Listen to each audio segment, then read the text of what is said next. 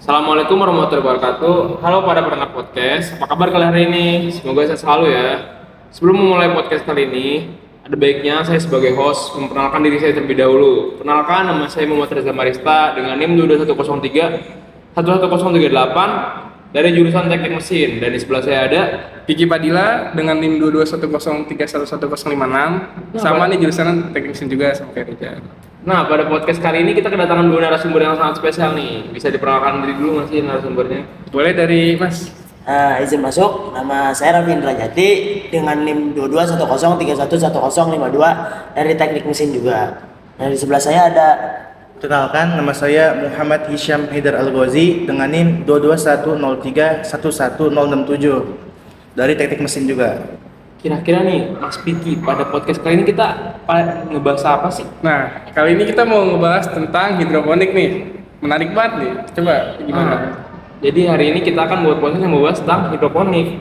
Kira-kira dari dua narasumber ini ada yang tahu nggak sih apa itu hidroponik? Hidroponik itu secara bahasa dari kata hidro yang artinya air dan ponik yang artinya pengerjaan. Jadi bisa dikatakan bahwa hidroponik itu adalah sistem bercocok tanam yang menggunakan air sebagai medianya. Oke, kalau dari narasumber kita nih, dua orang ini. Terus sebelumnya kalian udah pernah nanam hidroponik atau pernah mencoba mungkin buat nanam hidroponik? izin jawab ya. Pengalaman saya sih terakhir di SMP udah cukup lama, tapi itu pengalaman cukup berharga lah karena saat itu saya tergabung dalam KIR, karya ilmiah remaja, yaitu dan salah satu proyeknya adalah hidroponik. Untuk Mas Haidar sendiri gimana Mas? Kalau saya sih ya paling yang anak TK juga pernah pasti, yaitu dengan tanam toge di kapas itu masuk hidroponik. Benar. Kita pasti pernah juga aja ya. Iya, pernah. Kita pasti pernah buat praktek gitu. Oke, terus menurut kalian nih, kesulitan dalam buat nanam hidroponik itu apa? Mungkin kalau kesulitan sih sama aja ya, karena semua tuh tergantung gimana cara kita konsisten ngerawat tanamannya. Karena mau di media hidroponik, mau di media tanah juga, kalau emang kagak diurusin tuh rusak-rusak juga, mati-mati juga. Ya mungkin kesulitannya kita harus tetap konsisten aja lah. Kalau dari Mas Haidar sendiri, apa masih ingat waktu TK gimana Kesulitan yang mungkin apa gitu? Kesulitannya gimana ya? Biar kalau bahas tanam toge sih biar kagak berjamur itu, kelembabannya harus diatur. Oh iya.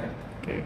Terus sebenarnya hidroponik ini bisa dilaksanain di mana aja sih? Ada yang tahu nggak sih? Kan kalau waktu TK kan ditanamnya di kapas, Di gelas air kalau nggak salah ya, gelas Aqua. air ya. sebenarnya bisa dilakuin di mana aja? Sebenarnya media hidroponik tuh banyak, bisa di ember atau yang biasa kita kenal di paralon kan. Ah iya, di Ya, paralon. Tapi biasanya tuh hidroponik dilaksanakan di dalam rumah kaca, greenhouse. Tapi nggak menyalahkan juga karena hidroponik tuh bisa ditempatkan di mana aja, bisa di ruang yang terbatas dalam rumah asal terkena sinar matahari kuncinya ya. Iya. Bisa di dalam rumah atau bahkan di pekarangan rumah. Sebenarnya gampang-gampang aja hidroponik tuh. Nah, tadi kan ngebahas tentang rumah kaca ya. Nah, buat apa sih kita kalau naruh tanaman hidroponik tuh di rumah kaca tuh buat apa? Sebenarnya Ada keunggulan lain atau gimana gitu? dari definisi rumah kaca sendiri itu kan menutup ya. Karena ya supaya tanaman yang di dalam rumah kaca itu terkhususnya hidroponik tidak terkena dari polusi udara atau kayak emisi dari luar gitu loh. Nggak ada polutan karena di dalam situ kan ya kita Tertutup ya? terkontrol dan tertutup. Itu sih. Kira-kira kenapa sih kita harus hidroponik gitu? Apa bedanya hidroponik dengan cara bertanam cara konvensional yang di tanah tadi? Apa keunggulan menanam hidroponik dengan teknik menanam tanaman secara konvensional? Keunggulan dari hidroponik sih yang pertama itu keberhasilan tanaman lebih terjamin ya, soalnya kan seperti tadi ruangannya tertutup, jadi kita yang kontrol sendiri. Yang kedua, perawatan cukup praktis, kita tinggal mengontrol volume air aja biar jangan sampai kurang dari yang seharusnya. Terus yang ketiga ada pemakaian pupuk yang lebih dikit ya, tahu sendiri kan hidroponik, jadi pupuknya itu bentuknya cair yang gimana kita bisa produksi sendiri dengan sampah organik. Terus yang keempat, tanaman yang mati mudah digantikan saja. Terus yang kelima, ada tidak membutuhkan banyak tenaga karena biasanya tuh udah tersusun rapi gitu. Untuk tambahannya ya, tanaman dari hidroponik tuh tumbuh lebih pesat dengan keadaan yang tidak kotor dan rusak. Karena balik lagi tidak ada polutan-polutan dari luar yang tidak terkontrol dari kita. Karena hidroponik kan dan medianya aja dari kita sendiri, kita pilih air sendiri, itulah nutrisinya juga kita pilih sendiri kan. Yang selanjutnya ada hasil produksi. Karena hasil produksi dari hidroponik kan lebih tinggi daripada non hidroponik karena yang tadi saya bilang yang memilih itu tuh kita yang memilih dari media sampai nutrisi itu kita dari air kan kita kontrol. Karena kalau di tanah bisa dilihat kayak banyak sekali polusi. Nah, bisa aja dari itu kan nggak kita kontrol kan, datang tiba-tiba. Untuk selanjutnya harga jual hidroponik pasti emang lebih tinggi dari produk non hidroponik, tapi dengan kualitas dan output yang diberikan dari hidroponik tuh bisa dibilang sejalan gitu sama harga yang kita keluarkan. Nah, selanjutnya ada beberapa jenis tanaman hidroponik yang dapat dibudidayakan di luar musim seperti kangkung, apalagi tadi capcay, sawi. Kayak itu kan nggak harus musim kering atau musim hujan. Bisa kapan aja.